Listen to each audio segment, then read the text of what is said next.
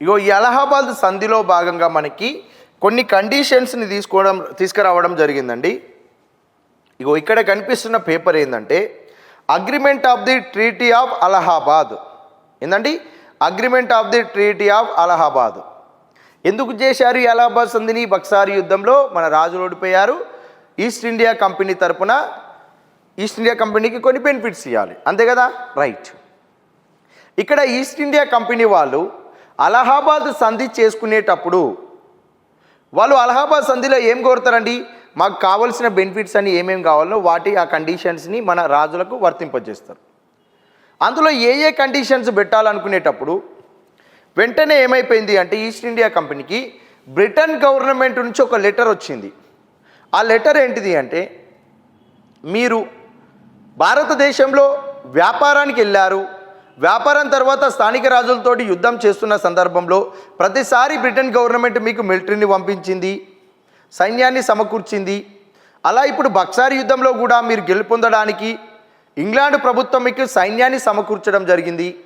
ఇలా మీకు సైన్యాన్ని సమకూరుస్తుంది కాబట్టి ఇంగ్లాండ్ గవర్నమెంటు మీరు ఇప్పుడు బక్సార్ యుద్ధంలో భాగంగా ఆ స్థానిక రాజులతో ఒప్పందం చేసుకునేటప్పుడు మీకు కలిగే బెనిఫిట్స్లో భాగంగా ప్రతి సంవత్సరము ఈస్ట్ ఇండియా కంపెనీ వారు మీరు ఇంగ్లాండ్ ప్రభుత్వానికి ప్రతి సంవత్సరం 30 లక్షల పౌండ్లను చెల్లించాల్సిందే అనే కండిషన్ని బ్రిటన్ గవర్నమెంట్ ఈస్ట్ ఇండియా కంపెనీకి ఇంప్లిమెంట్ చేసింది.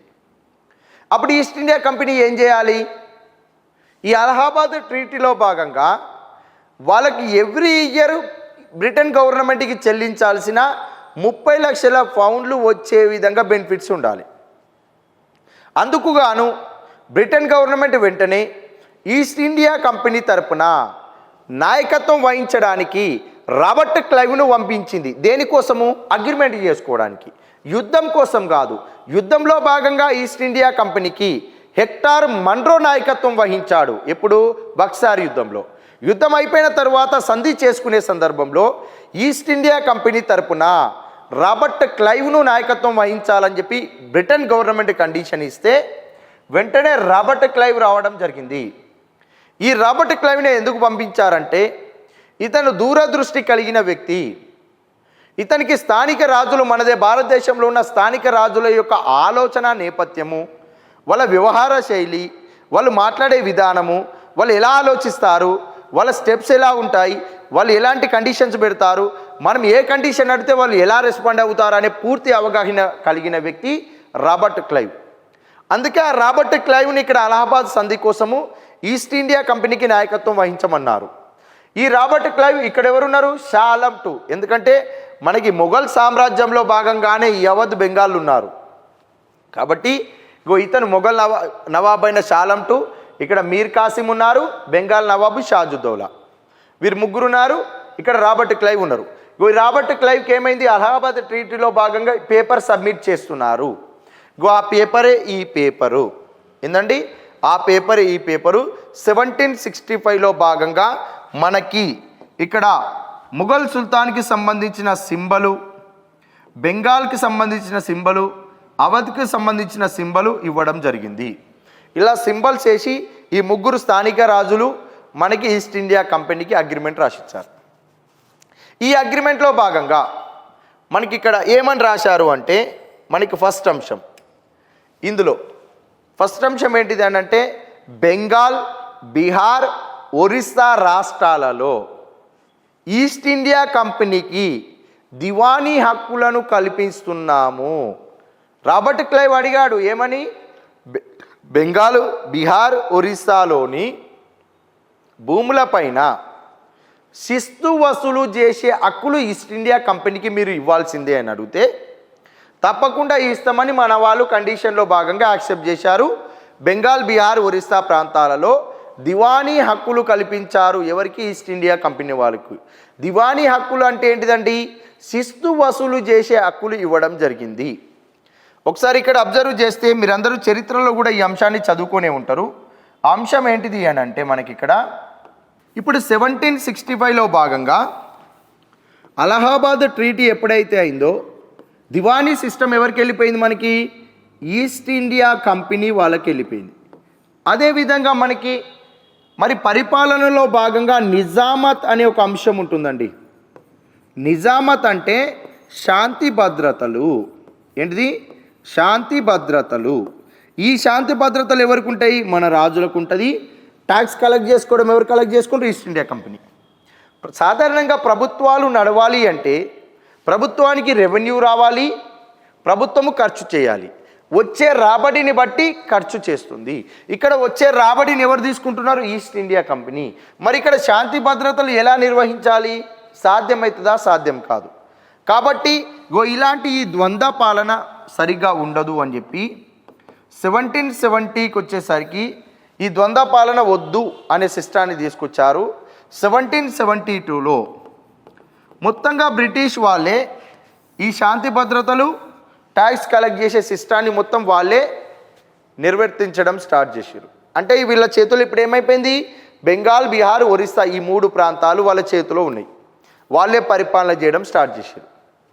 మరి ఇక్కడ మీరు ఒకసారి అబ్జర్వ్ చేస్తే 1772 తర్వాత మనకి బెంగాల్, బీహార్, ఒరిస్సా ప్రాంతాల్లో మనకి కంప్లీట్గా ఈస్ట్ ఇండియా కంపెనీ చేతుల్లోకి వెళ్ళిపోయింది అంటున్నాం. 1765లో ఈ బీహారు, ఒరిస్సా, బెంగాల్ ఈ ఏరియాలో ఏమైపోయింది? 1765లో దివానీ సిస్టమ్, ల్యాండ్ ట్యాక్స్ని కలెక్ట్ చేసే సిస్టాన్ని వాళ్ళు సంపాదించుకున్నారు కదా, సంపాదించుకున్నారు. వాళ్ళ టార్గెట్ ఏంటిది? బ్రిటన్ గవర్నమెంట్కి 30 లక్షల పౌండ్లను చెల్లించాలి ప్రతి సంవత్సరం. మరి ఇలా 30 లక్షల పౌండ్లు చెల్లించాలి అంటే ఈ బెంగాల్, బీహార్, ఒరిస్సా ప్రాంతాలలో ట్యాక్స్ కలెక్ట్ చేస్తే 30 లక్షల పౌండ్లు రావాలి, బ్రిటన్ గవర్నమెంట్కి చెల్లించాలి. మరి 30 లక్షల పౌండ్లు రావాలి అంటే మరి ఇంతకుముందున్న ల్యాండ్ ట్యాక్స్ కలెక్టింగ్ సిస్టము, ఇంతకుముందు భూమి శిస్తు వసూలు చేసిన రాజుల కాలాల్లో ఉన్న సిస్టాన్ని అనుసరిస్తే బ్రిటన్ గవర్నమెంట్కి 30 లక్షల పౌండ్లు నిండొచ్చు, నిండకపోవచ్చు. అందుకోసమే మన వాళ్ళు ఏం చేశారు? ఇక్కడ ఉన్న ఈస్ట్ ఇండియా కంపెనీ వాళ్ళు అంటే కొత్తగా రెవెన్యూ సిస్టాన్ని మార్చే ప్రక్రియను మొదలుపెట్టారు. ఎలా? వాళ్ళకి కావాల్సిన 30 లక్షల పౌండ్లు వచ్చేంత సిస్టాన్ని తీసుకొచ్చారు. ఆ సిస్టమ్ ఎలా తీసుకొచ్చారు అంటే ఇక్కడ ఇది చూడండి. మనకి రాజుల కాలాల్లో ఎవరికి ఎంతెంత భూమి ఉందనేది కొలవలేదు, ఎంత వైశాల్యం అనేది తెలియజేయలేదు. జస్ట్ ల్యాండ్ మీద ప్రొడక్షన్ మీద 1/2, 1/3, 2/3 అలా ట్యాక్స్ తీసుకునేవాళ్ళు. బ్రిటిష్ వాళ్ళు ఏం చేశారంటే ఫస్ట్ ట్యాక్స్ విధిద్దాం, మనకి ఒరిస్సా, బెంగాల్, బీహార్ ఏరియాలలో ఫస్ట్ ఎవరెవరికి ఎంతెంత ల్యాండ్ ఉంది సర్వే చేద్దామని సర్వే స్టార్ట్ చేశారు. ఇప్పుడు సర్వే చేసేటప్పుడు ఒక ఫార్మర్ యొక్క ల్యాండ్ను ఏ విధంగా కొలుస్తున్నారు? ఇలా ల్యాండ్ను కొలుస్తున్నారు. కొలిచి ఇక్కడ రికార్డులో రాసుకుంటారు పేపర్ మీద. ఏ అనే పర్సను ఇతని పేరు మనము రాజు అనుకుందాం. ఈ రాజు అనే పర్సన్ పేరు మీద ఒక 20 ఎకరాల ల్యాండ్ ఉంది అని చెప్పి రికార్డులో రాస్తారు. ఏంటిది? రికార్డులో రాస్తారు. ఇక్కడ చూద్దాం. మరి రాజు అనే పేరు మీద రికార్డులో రాశారు కదా, ఆ రాసేటప్పుడు ఎలా రాస్తారు అంటే ఈ ల్యాండ్ కొలిచేటప్పుడే ఇక్కడ పేపర్ మీద అతనికి రాజు, ఇతను ఓనర్ అని రాస్తారు. ఇక్కడ ఏమని రాస్తారండి? ఓనర్ అని రాస్తారు. ఏం చేస్తారు? ఇక్కడ అతని ల్యాండ్ను కొలుస్తున్నారు. ఇక్కడ కొలిచేటప్పుడు ఇదంతా ఏంది? ప్యాడీ పంట, వరి పంటకు సంబంధించిన ల్యాండ్. దీన్ని ఏం చేశారు? ఇక్కడ కొలిచేటప్పుడు డైరెక్ట్ మెన్షన్ చేసి క్లియర్గా వరి పంట, రాజుకు సంబంధించిన భూమిలో వరి పంట పండే భూమి 10 ఎకరాల ల్యాండ్ ఉంది. అదేవిధంగా ఇక్కడ వేరే పంట పండుతుంది. ఇదంతా కూడా మొక్కజొన్న పంటనా లేకుంటే గోధుమ పంట అనుకుందాం ఎగ్జాంపుల్కి. రైట్, గోధుమ పంట అనుకుంటే నువ్వు ఇక్కడ చూడు. ఇప్పుడు వరి పంట తర్వాత గోధుమ పంట, రాజుకు సంబంధించిన ఏరియాలో గోధుమ పంట ఒక 6 ఎకరాలు ఉంది. అదేవిధంగా ఈ రాజుకు సంబంధించిన ల్యాండ్లో ఏ పంట పండని భూమి, బీడు భూమి ఒక 4 ఎకరాలు ఉంది. ఈ రాజుకు సంబంధించిన ల్యాండ్లో కొండలు గుట్టలు కలిగిన ల్యాండ్ 2 ఎకరాలు ఉంది. మొత్తంగా రాజు అనే వ్యక్తి ఎన్ని ఎకరాలకు ఇక్కడ ఓనరు? 16, 20, 22 ఎకరాలకు రాజు అనే వ్యక్తి ఓనర్ అని చెప్పి రికార్డు రాసుకుంటారు బ్రిటన్ వాళ్ళు. ఇప్పుడు ఏం చేస్తారండి? వరి పంట మీద ఒక రకమైన ట్యాక్స్ ఉంటుంది. అనగా వరి పంట పండే ఈ 10 ఎకరాల మీద ట్యాక్స్ వేస్తాడు. పంట మీద కాదు, ఎకరాల మీద ట్యాక్స్ వేయడం స్టార్ట్ చేసిండు. ఎందుకు? ఇక్కడ పర్టికులర్ 10 ఎకరాలు ఉంది కాబట్టి. గోధుమ పంట పండే 6 ఎకరాల మీద ట్యాక్స్, బీడు భూమిగా ఉన్న 4 ఎకరాల మీద, అదేవిధంగా కొండలు గుట్టలు ఉన్న 2 ఎకరాల మీద ఒక సర్టెన్ ట్యాక్స్. ఇక్కడ వరి పంట అంటే భూమికి వాల్యూ ఎక్కువ, ప్రొడక్షన్ ఎక్కువ ఉంటుంది కాబట్టి ఆ భూమి మీద ఎక్కువ ట్యాక్స్ ఉంటుంది. గోధుమ పంట మీద కొంచెం తక్కువ, బీడు భూమి మీద కొంచెం తక్కువ, కొండల గుట్టల మీద కొంచెం తక్కువ ఉంటుంది. ఇలా ట్యాక్స్ తీసుకొచ్చారు మన వాళ్ళు. మరి ఈ ట్యాక్స్ ఎంత డిసైడ్ చేయాలి అనేది ఏ విధంగా డిసైడ్ చేశారంటే, ఇప్పుడు ఇక్కడ ఒరిస్సా, బెంగాల్, బీహార్ ఈ ఏరియాలో ఒరిస్సాలో ఉన్న మొత్తం ల్యాండ్ ఏంది, బెంగాల్లో ఉన్న మొత్తం అగ్రికల్చర్ ల్యాండ్, బీహార్లో ఉన్న మొత్తం అగ్రికల్చర్ ల్యాండ్. ఈ ల్యాండ్స్లో ఇప్పుడు ఒరిస్సాలో నీకు వరి పంట వండే భూములు ఉంటాయి, జొన్న పంట వండే భూములు ఉంటాయి. అనగా వరి పంట వండే భూమి అంటే ఇరిగేషన్ ఫెసిలిటీ కలిగిన భూమి, నీటిపారుదల కలిగిన భూమి, మాన్సూన్ సీజన్లో వర్షాపాత కాలంలో పంటలు పండే భూమి, బీడు భూమి ఉండే భూమి. అలా ఏం చేసారు, భూములను వర్గీకరించారు కదా. అలా ఇక్కడ ఉన్న ఒరిస్సాలోని భూములను వర్గీకరించావు, బెంగాల్లో ఉన్న భూములను వర్గీకరించావు, బీహార్లో ఉన్న భూములను వర్గీకరించావు. ఈ మొత్తం ల్యాండ్లో ఇరిగేషన్ ఫెసిలిటీ కలిగిన ల్యాండ్ మీద ఎంత ట్యాక్స్ విధించాలి, మాన్సూన్ సీజన్లో వర్షాపాతం మీద ఆధారపడిన పంటల మీద ఎంత ట్యాక్స్ విధించాలి, అదేవిధంగా మిగిలిన పంటల మీద ఎంత ట్యాక్స్ విధించాలి అనేది ఎలా డిసైడ్ చేశారు అంటే, ఇందులో ఉన్న ఈ మొత్తం వైశాల్యంలో అంత ట్యాక్స్ కలెక్ట్ చేస్తే 30 లక్షల పౌండ్లు నిండుతుందా లేదా. ఏంటిది, 30 లక్షల పౌండ్లు కంపల్సరిగా నిండాలి. అలా నిండాలి అంటే మొత్తం పంటలు పండే భూమికి ఎంత ట్యాక్స్ వేయాలి, వర్షాపాత భూములకు ఎంత వేయాలి, బీడ్ భూములకు ఎంత వేయాలి, కొండ ప్రాంతాల్లో ఉన్న భూములకు ఎంత వేయాలి అని చెప్పి ఒక పర్సంటేజ్ తీసుకుంటారు. ఏ పర్సంటేజ్ దగ్గర అయితే మనకి 30 లక్షల పౌండ్ల ట్యాక్స్ అనేది ఎవ్రీ ఇయర్ వస్తుందో ఆ పర్సంటేజ్ని ఫిక్స్ చేస్తారు. ఇలా మనకి ఇరిగేషన్ ఫెసిలిటీ కలిగిన వరి పంట భూములకు ఒక 10%, ఎగ్జాంపుల్కి ఇది 5%, ఇక్కడ ఇది 2%, ఈ కొండ ప్రాంతాల్లో భూములకు 1%. ఈ పర్సంటేజ్ కాడ మనకి 30 లక్షల పౌండ్లు వస్తున్నాయి ఈ 3 ప్రాంతాల్లో. సో ఈ పర్సంటేజ్ని ఫిక్స్ చేసుకొని ట్యాక్స్ కలెక్ట్ చేశారు బ్రిటన్ గవర్నమెంట్. మరి ఇలా ట్యాక్స్ కలెక్ట్ చేసేటప్పుడు ఏం చేసిరండి వీళ్ళు, తెలియకుండానే ఒక మనిషికి అవగాహన లేకుండానే ఇక్కడ రాజు అనే పేరు మీద ఒక పేపరు, అతనికి ఓనర్షిప్, అతని ల్యాండు, ఎన్ని ఎకరాలు, ఏ పంట, డీటెయిల్స్ అన్నీ రాశాడు. దీనినే ఏమంటారంటే ల్యాండ్ రికార్డు పేపర్ అంటారు. ఏమని పిలుస్తారు, దీన్నే ల్యాండ్ రికార్డు పేపర్ అని చెప్పి పిలవడం జరుగుతుంది ఈ పేపర్ని. ఇలా ఫస్ట్ టైం మనకి బ్రిటిష్ వాళ్ళు భారతదేశంలో ల్యాండ్ రికార్డు పేపర్ను ఇంట్రడ్యూస్ చేయడం జరిగిందండి. ఏంటిది, ల్యాండ్ రికార్డు పేపర్ను ఇంట్రడ్యూస్ చేయడం జరిగింది. భారతదేశంలో రికార్డులను ప్రస్తావించి రికార్డులను తీసుకువచ్చింది ఎవరైనా ఉన్నారా అంటే అది బ్రిటన్ గవర్నమెంట్. ఏంటిది, బ్రిటన్ గవర్నమెంట్ వాళ్ళనే ఈస్ట్ ఇండియా కంపెనీ అని చెప్పి మనం పిలుస్తాం ఇక్కడ. ఓకేనా, రైట్. ఇప్పుడు బ్రిటన్ గవర్నమెంట్ ప్రవేశపెట్టిన ఈ రికార్డు సిస్టము తర్వాత కాలంలో ఏ విధంగా అయింది అంటే, ఇది భారతదేశంలో మనకి బెంగాల్, బీహార్, ఒరిస్సా అంటే మనకి ఆల్మోస్ట్ అది ఈ కలకత్తా ప్రెసిడెన్సీలో భాగం. ఈ కలకత్తా ప్రెసిడెన్సీలో భాగంగా రికార్డుల సిస్టాన్ని తీసుకొచ్చారు. ఓకేనా, రైట్. మరి ఇక్కడ బాంబే ప్రెసిడెన్సీ, ఈ బాంబే ప్రెసిడెన్సీలో కూడా రికార్డుల సిస్టాన్ని తీసుకురావడం జరిగింది. బాంబే ప్రెసిడెన్సీలో కూడా రికార్డుల సిస్టాన్ని తీసుకొచ్చారు. మరి మనకి ఇక్కడ ఇంకోటి ఏముంది, మద్రాస్ ప్రెసిడెన్సీ ఉంది. ఇక్కడ కూడా రికార్డుల సిస్టాన్ని సర్వే చేసి ఈస్ట్ ఇండియా కంపెనీ వాళ్ళే స్టాంప్ వేసి ఒక వైట్ పేపర్ మీద వాళ్ళకి రికార్డు ఇవ్వలేదు. ఇక్కడ అగ్రికల్చర్ ల్యాండ్ సర్వే చేసినావు, ఆ సర్వే చేసిన డీటెయిల్స్ రాసుకున్నావు, ఈస్ట్ ఇండియా కంపెనీ సింబల్ వేసినావు, వాళ్ళకి పేపర్ ఇచ్చినావు. గవర్నమెంటే అథారిటీగా అధికారికంగా ఒక పేపర్ని వాళ్ళకి ఇష్యూ చేసింది. ఇక్కడ కూడా ఇచ్చింది, ఈస్ట్ ఇండియా కంపెనీ ఇచ్చింది 2 ప్రాంతాల్లో. మద్రాస్ ప్రాంతంలో ఇలా సర్వే చేసి ఒక పర్సన్కి ఈస్ట్ ఇండియా కంపెనీ తరపున రికార్డు పేపర్ని ఇష్యూ చేసేంత ఫెసిలిటీ ఇక్కడ లేదు. ఇక్కడున్న వాతావరణానికి తగ్గట్టు మనము ఒక టెంపరీ పేపర్ని ఇష్యూ చేద్దాము, దానికి ఈస్ట్ ఇండియా కంపెనీ సింబల్ లేకుండా ఒక పర్సన్కి ఎంత ల్యాండ్ ఉందో దానికి సంబంధించి ఒక వైట్ పేపర్ని ఇష్యూ చేస్తే సరిపోతుందని చెప్పి ఈ మద్రాస్ ఏదైతే ప్రెసిడెన్సీ ఉందో ఈ మద్రాస్ ప్రెసిడెన్సీలో భాగంగా మద్రాస్ ఏరియాలో ఉండే బ్రిటిష్కి సంబంధించిన అధికారి ఇక్కడ మనకి కలకత్తా ప్రెసిడెన్సీలో ఉండే గవర్నర్ జనరల్కి ఇన్ఫర్మేషన్ పాస్ చేశాడు. ఏమని, ఇక్కడ మద్రాస్ ప్రెసిడెన్సీలో భాగంగా మనకి ఈ రికార్డులను మెయింటైన్ చేయడము మీరు కలకత్తా ప్రెసిడెన్సీలో బాంబే ప్రెసిడెన్సీలో మెయింటైన్ చేసినట్టయితే ఇక్కడ కుదరదు. టెంపరీకి మనం ఇక్కడ ఒక పేపర్ ఇద్దాము అన్నారు. కాబట్టి ఇక్కడ అఫీషియల్గా ఈస్ట్ ఇండియా కంపెనీ రికార్డుకి సింబల్ ఇచ్చింది, ఇక్కడ సింబల్ ఇచ్చింది, ఇక్కడ సింబల్ ఇవ్వలేదు. ఎందుకు సింబల్ ఇవ్వలేదు అనేది మనం మాట్లాడుకుందాం. కానీ ఇక్కడ మద్రాస్ ప్రెసిడెన్సీలో భాగంగా ఆంధ్ర ఏరియా ఉంది. ఆంధ్ర ప్రాంతం ఉందా లేదా? ఉంది.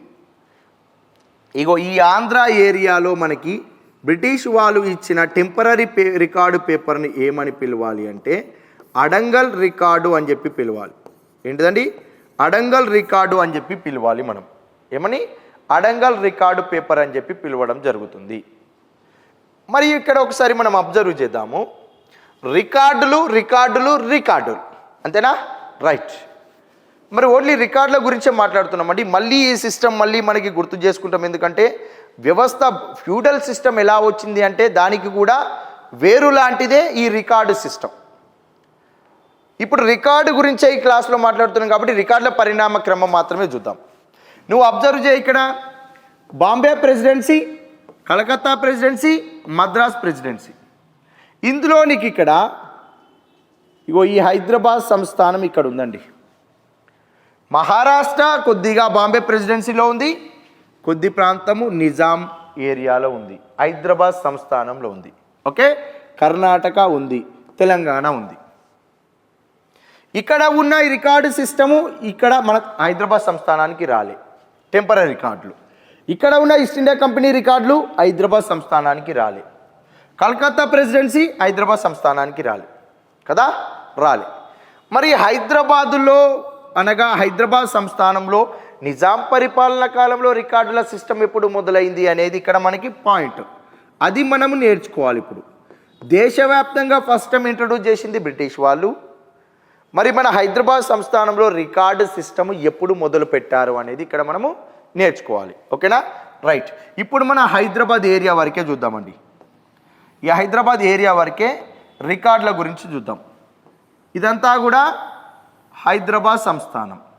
ఇందులో భాగంగా ఇది మహారాష్ట్ర ఏరియా, ఇది కర్ణాటక ఏరియా, ఇది తెలంగాణ ఏరియా. ఓకేనా? రైట్.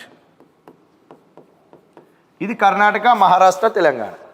మరి ఇక్కడ ఏమైపోయిందంటే హైదరాబాద్ సంస్థానంలో భాగంగా 1853లో మనకి మొదటి సాలార్జంగ్ ప్రధానమంత్రిగా పదవీ బాధ్యతలు చేపట్టిన నాటి నుండి అతను ఏం చేశాడు అంటే 1853 నాటికి హైదరాబాద్ సంస్థానం యొక్క ఆర్థిక వ్యవస్థ మొత్తం కూడా చిన్న భిన్నం ఉంది, ఖజానా ఖాళీ ఉంది, ఆర్థిక వ్యవస్థ సరిగ్గా లేదు.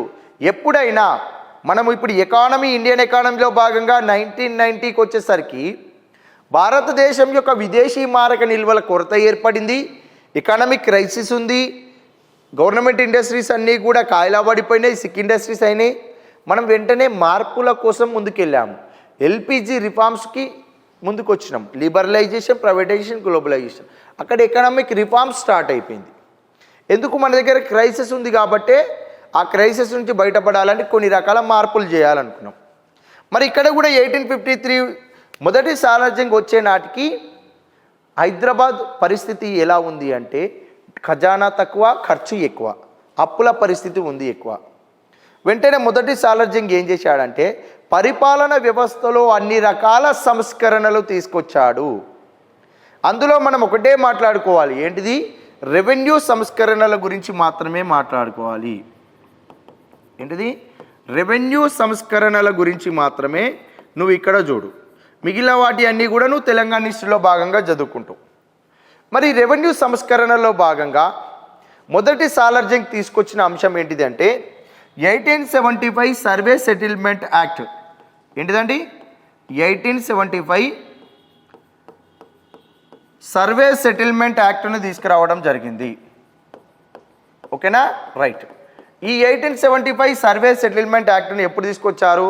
1875లో తీసుకొచ్చారు మొదటి సాలార్జంగ్. ఇతను తీసుకొచ్చిన సర్వే సెటిల్మెంట్ చట్టం ప్రకారము హైదరాబాద్ సంస్థానంలో ఉన్న ప్రతి ఫార్మర్ పేరిట ఎంతెంత ల్యాండ్ ఉంది, ప్రతి ఫార్మర్కి ల్యాండ్ ఓనర్షిప్ ఇవ్వాలన్నా అతను ఎంత సేద్యం చేస్తున్నాడు, ఎన్ని ఎకరాల సేద్యం చేస్తున్నాడో దాని విస్తీర్ణాన్ని కొలిచి వాళ్ళ పేరిట రికార్డులను మనము నమోదు చేయాలి అని సర్వే చేపట్టడం స్టార్ట్ చేశారు. ఈ చట్టం ఎప్పుడు స్టార్ట్ అయింది అమలు ప్రక్రియ అనంటే 1878లో ఈ చట్టం అమలు ప్రక్రియ మొదలైంది. ఇలా ఈ చట్టం యొక్క అమలు ప్రక్రియ మొదలుపెట్టిన నాటి నుండి 1904 వరకు ఈ హైదరాబాద్ ఏరియాలో మొత్తం కూడా సర్వే చేశారు, భూముల వివరాలను సేకరించారు, రికార్డు పేపర్లను మొత్తం కూడా రాయడం జరిగింది.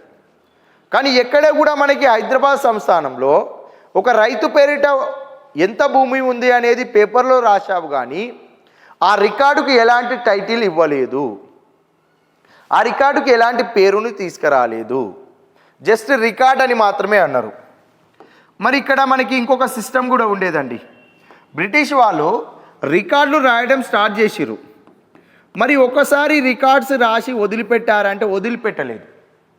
ఆ రికార్డులను ప్రతి సంవత్సరము క్రమబద్ధీకరించుకుంటూ వచ్చారు. ఎందుకు క్రమబద్ధీకరించుకుంటూ వచ్చారంటే మనం ఇందాక చూసినాం కదండి, రాజు అనే ఒక ఫార్మర్కి ప్యాడీ పంట, వరి పంట పండించేది ఒక 10 ఎకరాలని, గోధుమ పంట పండించేది ఒక 6 ఎకరాలని, బీడు భూమి ఒక 4 ఎకరాలని, కొండలు గుట్టలు ఉండే భూమి 2 ఎకరాలని చెప్పి మాట్లాడుకున్నాం కదా. ఈ రాజు అనే పర్సన్ది 1766లో మనకి సర్వే చేస్తే అతని రికార్డు ఇలా నమోదు చేశారు. ఈ రాజు అనే పర్సన్ 1767లో తన కూతురు యొక్క వివాహానికి గాను అందులో నుండి ఒక 5 ఎకరాల ల్యాండ్ను వేరే వ్యక్తికి ఇచ్చాడు. ఇప్పుడు తన పేరు మీద ఉన్న ల్యాండ్ ఎంత అవుతుంది? ఇక్కడ 10, 16, 20, 22 ఎకరాల భూమి తనది. అందులో నుంచి ఒక 5 ఎకరాలు వేరే వాళ్ళకు తన కూతురి వివాహానికి గాను ఇవ్వడం జరిగింది. ఇప్పుడు తన దగ్గర ఎంత ల్యాండ్ ఉండాలి? 17 ఎకరాల భూమి ఉండాలి. ఏంది? 17 ఎకరాల భూమి ఉండాలి. ఈ 17 ఎకరాల భూమి మీదనే ఈ రాజు అనే వ్యక్తి పంటలు పండిస్తాడు, ట్యాక్స్ పే చేయాల్సి వస్తుంది. ఇది ఎప్పుడు తెలుస్తుంది నీకు 17 ఎకరాల భూమి అని? 1764లో మళ్ళీ 67లో మళ్ళీ బ్రిటిష్ వాళ్ళు అనగా ఈస్ట్ ఇండియా కంపెనీ వాళ్ళు వచ్చి ఈ రాజు అనే ల్యాండ్కి సంబంధించిన రికార్డు పేపర్లో మళ్ళీ ఏమైనా మార్పులు చేర్పులు ఉన్నాయా, నీ ల్యాండ్ అలానే ఉందా, వేరే వాళ్ళకి ఎవరికైనా అమ్మినవా అని ఎంక్వైరీ చేస్తారు. ఎంక్వైరీ చేస్తే రాజు అనే పర్సన్ ఏం చెప్తాడు? 5 ఎకరాలు నా కుమార్తె వివాహానికి గాను, కూతురు వివాహానికి గాను నేను వేరే వాళ్ళకి అమ్మివేయడం జరిగింది, ఇచ్చివేయడం జరిగింది అని చెప్తాడు. అప్పుడు రాజు అనే పర్సన్ ఎంత? ఇప్పుడు ఇక్కడ 17 ఎకరాలకు యజమాని. మళ్ళీ ఏం చేయాలి? 22 ఎకరాల నుంచి 17 ఎకరాలకు యజమాని అని చెప్పి మళ్ళీ పేపర్ చేంజ్ చేయాలి. చేంజ్ చేస్తూ మళ్ళీ ఇందులో ఏం చేస్తారు? వరి పంట ఎంత, గోధుమ పంట ఎంత, బీడు భూమి ఎంత అని చెప్పి రాసి మళ్ళీ రాజు అనే పర్సన్కి ఇచ్చి వెళ్ళిపోతారు. బ్రిటన్కి సంబంధించిన ఎంప్లాయీలు, వాళ్ళే ఈస్ట్ ఇండియా కంపెనీ ఎంప్లాయీలు. ఇలా ఎవ్రీ ఇయర్ ప్రతి సంవత్సరం రికార్డులను మార్పులు చేర్పులు చేస్తూ క్రమబద్ధీకరణ చేసే పద్ధతిని ఏమనాలి అంటే జమాబందీ సిస్టమ్ అంటారు మన హైదరాబాద్ సంస్థానంలో భాగంగా. మరి ఇక్కడ మన వాళ్ళు ఏం చేశారండి? 1875 సర్వే సెటిల్మెంట్ యాక్ట్ ప్రకారము 1878 నుంచి 1904 వరకు మనకి రికార్డులను ఏం చేశారు? మొత్తంగా డీటెయిల్స్ తీసుకోవడం స్టార్ట్ చేశారు. డీటెయిల్స్ తీసుకున్నారు. ప్రతి రైతుకి ఎంతెంత భూమి ఉందనేది వైట్ పేపర్లో రాసుకొని వచ్చారు. వాటిని రికార్డులు అని చెప్పి కూడా అన్నారు. అఫీషియల్గా హైదరాబాద్ సంస్థానంలో కూడా రికార్డులను మెయింటైన్ చేస్తున్నామని చెప్పి కూడా ఇక్కడ మాట్లాడడం జరిగింది. ఇక్కడ మనకి 1853లో మొదటి సాలర్జింగ్ వచ్చినప్పుడు మరి ఎందుకు హైదరాబాద్ సంస్థానంలో రెవెన్యూ సంస్కరణలో భాగంగా ల్యాండ్ రికార్డులను మెయింటైన్ చేద్దాం అనుకున్నాడు? ఎందుకు మెయింటైన్ చేద్దాం అనుకున్నాడు అంటే బ్రిటిష్ వారి యొక్క ప్రభావము మొదటి సాలర్జింగ్ మీద ఎక్కువగా ఉంటుంది. ఎవరైతే ఈస్ట్ ఇండియా కంపెనీ వాళ్ళు ఉన్నారో వాళ్ళు బ్రిటిష్ వాళ్ళే కదా, బ్రిటిష్ అన్నట్టే కదా. ఈస్ట్ ఇండియా కంపెనీ వాళ్ళు మనకి బెంగాల్, బీహార్, ఒరిస్సాలో 30 లక్షల పౌండ్లు రావాలి అంటే ఏ సిస్టమ్ అయితే బాగుంటే ఎక్కువ రెవెన్యూ వస్తుందో ఆ సిస్టాన్ని ఇంట్రడ్యూస్ చేశారు. అదే రికార్డు సిస్టమ్ అన్నాం. ఆ రికార్డు ఆధారంగానే ట్యాక్స్ కలెక్ట్ చేద్దామన్నారు. అలా వాళ్ళకి ఎవ్రీ ఇయర్ ట్యాక్స్ ఎక్కువ రావడం జరుగుతుంది. బ్రిటన్ గవర్నమెంట్కి చెల్లిస్తున్నారు వాళ్ళు ఏంటిది? ట్యాక్స్. మరి మన దగ్గర కూడా ఆర్థిక వ్యవస్థ కుదేలైపోయింది కదా. మన ఆర్థిక వ్యవస్థను గాడిలో పెట్టాలి అంటే మనకు వచ్చే రెవెన్యూ ఇన్కమ్ పెరగాలి. రెవెన్యూ ఇన్కమ్ పెరగాలి అంటే మనం తీసుకునే ల్యాండ్ ట్యాక్స్ అనేది సక్రమంగా రావాలి. ఆ ల్యాండ్ ట్యాక్స్ అనేది బ్రిటిష్ గవర్నమెంట్ లాగా బ్రిటిష్ ప్రభుత్వం భారతదేశంలో ఎలా కలెక్ట్ చేస్తుందో మన హైదరాబాద్ సంస్థానంలో కూడా ఆ సిస్టమ్ లాగానే తీసుకురావాలి అని అంటే మన ఆర్థిక వ్యవస్థ మెరుగుపడాలి అంటే ఫస్ట్ మనము రికార్డులను మెయింటైన్ చేయాలని చెప్పి మొదటి సాలార్జంగ్ ఇతను డైటన్ అనే అధికారి దగ్గర పరిపాలన బాధ్యతలు నేర్చుకున్నాడు. అతని నుంచి ఇన్ఫ్లుయెన్స్ అయ్యే బ్రిటన్ సంబంధించిన ఏమైనా రిఫార్మ్స్ ఉంటాయో పరిపాలనలు ఉంటాయో వాటిని మన హైదరాబాద్ సంస్థానంలో భాగంగా తను ఇంప్లిమెంట్ చేయడం జరిగింది. ఇది ప్రత్యక్షంగా తీసుకున్న డిసిషనే, బ్రిటన్ గవర్నమెంట్ సపోర్ట్ కాదు, కానీ వాళ్ళ యొక్క ఇంపాక్ట్ వాళ్ళ ప్రభావం అనేది మన యొక్క సాలార్జంగ్ మీద ఉంది. కాబట్టి తనేం చేశాడు, రికార్డులు మనం కూడా మెయింటైన్ చేద్దామని స్టార్ట్ చేశాడు. ఇది 1904 వరకు వచ్చేసరికి సర్వే అయిపోయింది. మరి సర్వే అయిపోయిన తర్వాత మళ్ళీ సర్వే ఎప్పుడు చేశారు అంటే 1936లో చేశారు. ఎందుకు? ప్రతి సంవత్సరం భూముల క్రయ విక్రయాలు జరుగుతున్నాయి, రికార్డులలో ఉన్న డేటా అదే డేటా వాస్తవం కాదు కాబట్టి మళ్ళీ రికార్డులను ఏం చేద్దాము, క్రమబద్ధీకరిద్దాము, దానికోసం చట్టం తీసుకొద్దామని చెప్పి 1936లో రెవెన్యూ చట్టాన్ని తీసుకురావడం జరిగింది నిజాం ప్రభుత్వం. ఇతనే మీర్ ఉస్మాన్ అలీ ఖాన్ 7వ నిజాం. ఇతన్ని తీసుకొచ్చిన 1936 రెవెన్యూ చట్టం ప్రకారము ల్యాండ్ రికార్డులను అన్నింటినీ కూడా సరి చేసిన తర్వాత ఒక పర్సన్ పేరిట ఉన్న రికార్డుని ఏమని పిలిచారు అంటే ఇక్కడ పహానీ అనే టైటిల్ తోని పిలవడం జరిగింది. ఏంటిదండి? పహానీ అనే టైటిల్ తోటి పిలవడం జరిగింది. ఫస్ట్ టైం హైదరాబాద్ సంస్థానంలో ఒక పర్సన్కున్న ల్యాండ్ రికార్డు పేపర్ని పహానీగా పిలవడం జరిగింది. ఎప్పుడండి? 1936లో. నెక్స్ట్ అదేవిధంగా నిజాం సంస్థానం అయిపోయింది, ఆపరేషన్ పోలో అయిపోయిన వెంటనే తీసుకొచ్చిన భూ సంస్కరణలు రెవెన్యూకు సంబంధించిన రిఫార్మ్స్లో భాగంగా 1948లో కూడా మీకు రికార్డ్ ఆఫ్ రైట్స్ యాక్ట్ తీసుకొచ్చారు. రికార్డులకు సంబంధించిన హక్కుల చట్టాన్ని తీసుకొచ్చారు. ఈ చట్టంలో భాగంగా ఏం చేశారు అంటే ఈ హైదరాబాద్ సంస్థానంలో మళ్ళీ మహారాష్ట్ర, కర్ణాటక, తెలంగాణ ఏరియాలో ఎవరెవరికి ఎంతెంత భూమి ఉందో సర్వే చేయడం స్టార్ట్ చేశారు. ఆ సర్వేనే ఎంజాయ్మెంట్ సర్వే, అగ్రికల్చర్ సెన్సెస్ అని చెప్పి కూడా పిలుస్తారు. మరి ఈ సర్వేని ఎప్పటి వరకు చేశారు అంటే 1954 వరకు చేశారు. ఇక్కడ జేఎన్ చౌదరి ఉన్నప్పుడు చట్టం అది అమల్లోకి వచ్చింది, సర్వే చేశారు, అది పూర్తి స్థాయిలో రిపోర్ట్ తయారైంది. అప్పుడు ఎవరున్నారు? బూర్గుల రామకృష్ణారావు. ఈ బూర్గుల రామకృష్ణారావు ఎవరు? హైదరాబాద్ స్టేట్ యొక్క సీఎం. ఈ హైదరాబాద్ రాష్ట్ర ముఖ్యమంత్రిగా ఉన్న బూర్గుల రామకృష్ణారావు 1948 రెవెన్యూ చట్టం ప్రకారము మన హైదరాబాద్ రాష్ట్రంలో ఉన్న రైతుల పేరిట రికార్డును మేము అధికారికంగా గుర్తించాము సర్వే చేసి. ఆ రికార్డు పేపర్ని కాస్రా పహానీ అనాలి అని చెప్పి మనకి హైదరాబాద్ రాష్ట్రంలో భాగంగా రికార్డు పేపర్ను ఏ విధంగా తీసుకొచ్చారు? కాస్రా పహానీగా తీసుకురావడం జరిగింది. ఏంటిది? కాస్రా పహానీగా తీసుకొచ్చారు. 1936 రెవెన్యూ చట్టం ప్రకారం రికార్డు పేపర్ ఏమైంది? ఇక్కడ పహానీ అయింది. 1948 రికార్డు పేపర్ ఏమైంది? ఇక్కడ కాస్రా పహానీ అయింది. మనము రికార్డులకు సంబంధించిన పరిణామ క్రమం చూస్తున్నాము. ఈ పరిణామ క్రమంలో బ్యాక్గ్రౌండ్ చూసాము, హైదరాబాద్ సంస్థానానికి వచ్చాము. హైదరాబాద్ సంస్థానంలో మన తెలంగాణ ఉంది, మన తెలంగాణలోని రికార్డుల పరిణామ క్రమం అవుతుంది. అది 1936లో పహానీ. ఎందుకు? హైదరాబాద్ సంస్థానంలో మన తెలంగాణ భూభాగం కూడా ఉంది కాబట్టి ఆ తెలంగాణ ఏరియా వరకే నువ్వు అబ్జర్వ్ చేస్తే హైదరాబాద్ సంస్థానంలో పహానీ ఉంది అంటే తెలంగాణలో ఉన్నట్లే. తర్వాత 1948లో కాస్రా పహానీగా పేరు రావడం జరిగింది. ఓకేనా? రైట్. ఇప్పుడు ఈ కాస్రా పహానీ తర్వాత ఏమైంది అనేది మనం ఇక్కడ చూడాలి. 1954లో నీకేమైంది? కాస్రా పహానీ అని చెప్పి టైటిల్ ఇచ్చిన రికార్డు పేపర్కి. మరి 1956లో ఏమైపోయిందండి? తెలంగాణ ఏరియా. ఇప్పుడు ఇది హైదరాబాద్ సంస్థానము, ఇక్కడ మహారాష్ట్ర, కర్ణాటక, ఇది తెలంగాణ. ఈ మహారాష్ట్ర ఏమైంది? మహారాష్ట్రలో కలిసిపోయింది. కర్ణాటకలో కలిసిపోయింది. మరి తెలంగాణ ఎక్కడ కలిసింది? ఈ ఆంధ్ర మద్రాస్ ప్రెసిడెన్సీలో ఉండే ఈ ఆంధ్ర ఏరియా తర్వాత ఆంధ్ర రాష్ట్రం అయింది. ఆ తర్వాత తెలంగాణ, ఆంధ్ర కలిసి ఆంధ్రప్రదేశ్ అయింది. ఎప్పుడు ఏర్పడింది? 1956లో ఆంధ్రప్రదేశ్గా ఏర్పడింది. మరి ఇక్కడ పేపర్ కాస్రా పహాని, ఇక్కడ పేపర్ కాస్రా పహాని, ఇక్కడ పేపర్ కాస్రా పహానిగా ఉంది. ఎందుకు? గవర్నమెంటే అధికారికంగా సర్వే చేసి స్టాంప్ వేసి కాస్రా పహాని రికార్డు పేపర్ ఇచ్చింది. మరి ఇక్కడ ఆంధ్ర ప్రాంతంలో ఏముందండి? ఇక్కడ అడంగల్ అనే రికార్డు ఉంది. ఏంటిది?